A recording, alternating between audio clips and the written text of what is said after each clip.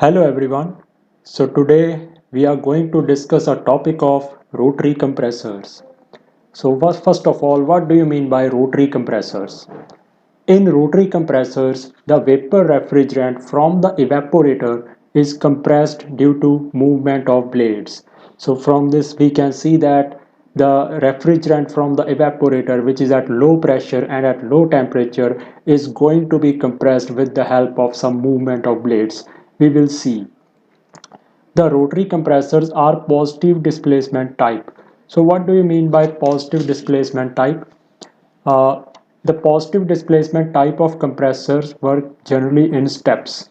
Like first of all, they some trap some quantity of air or gas or refrigerant which they want to compress. Then in the second step, they compress it, or we can say they increase the pressure of the gas, and then they deliver the compressed gas. So the positive displacement type of compressors work in the form of steps.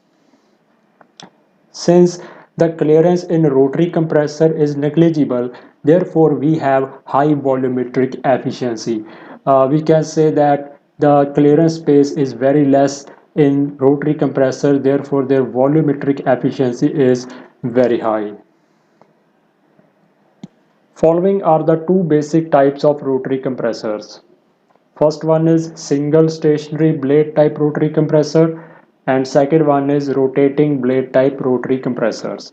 So we will discuss these types in the upcoming slides. First of all, we have this single stationary blade type rotary compressor. So we have got this diagram. Let's understand first of all its construction, and then we will discuss its working.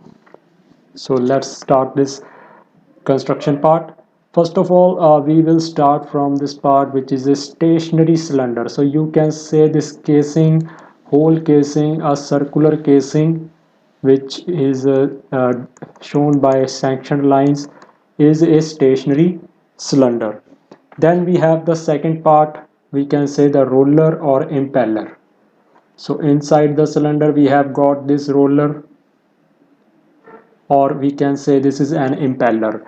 And the third part, we can have this rotary shaft, or we can say rotor shaft.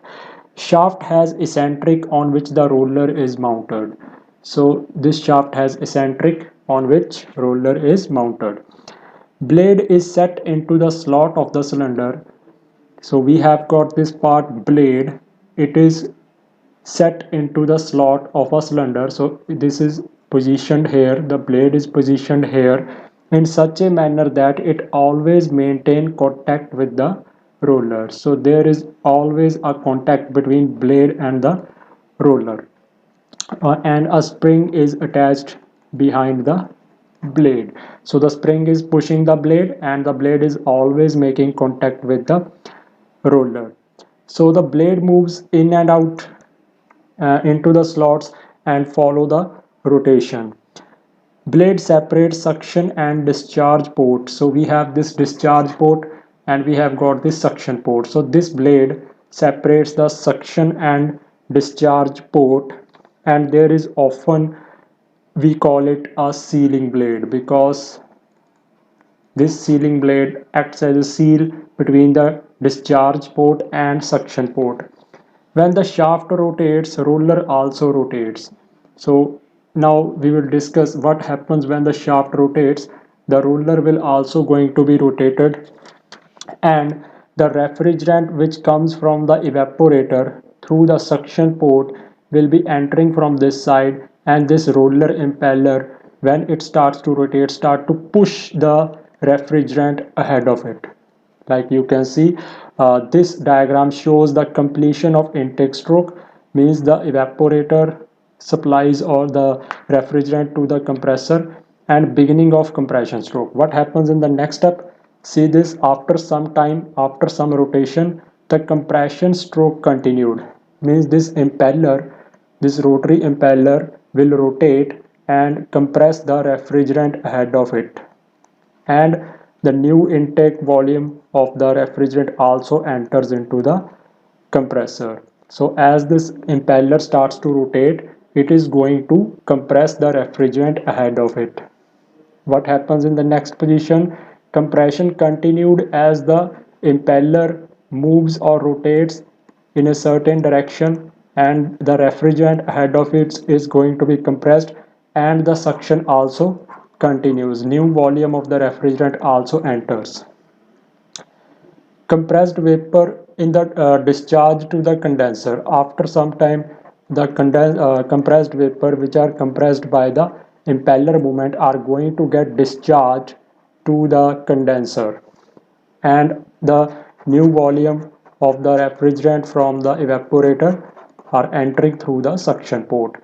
So we see the working of stationary type of rotary compressor, stationary blade type of rotary compressor. What happens in this? The main function of the compression is done by the roller or impeller. When this roller or impeller presses or compresses the refrigerant against the cylinder walls as it moves in a rotation, and compresses the refrigerant ahead of it, and it is supplying it to the discharge port. So this was the construction and working of a stationary blade type rotary compressor.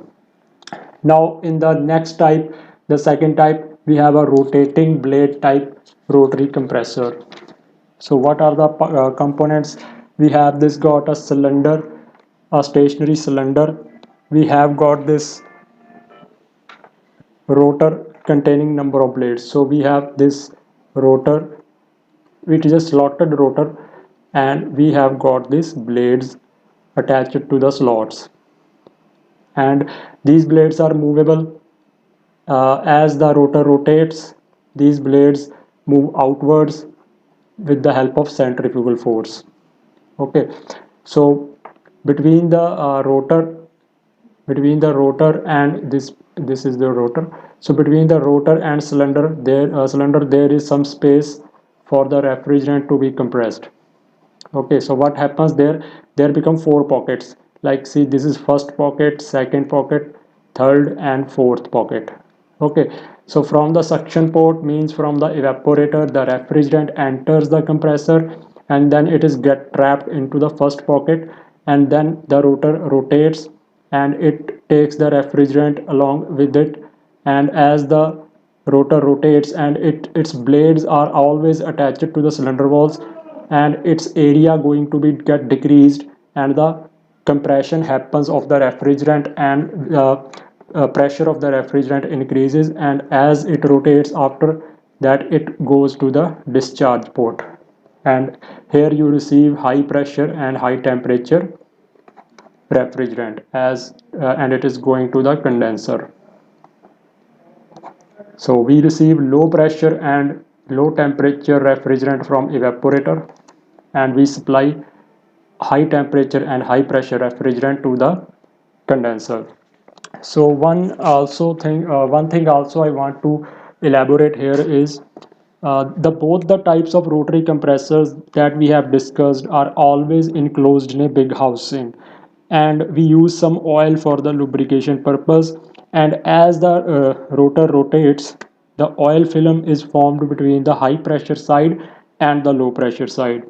But when compressor stops, the sealing of the oil lost, and we have to use some check valve at the suction line, so that we don't get the back pressure, or we don't get the flow of the refrigerant back to the evaporator.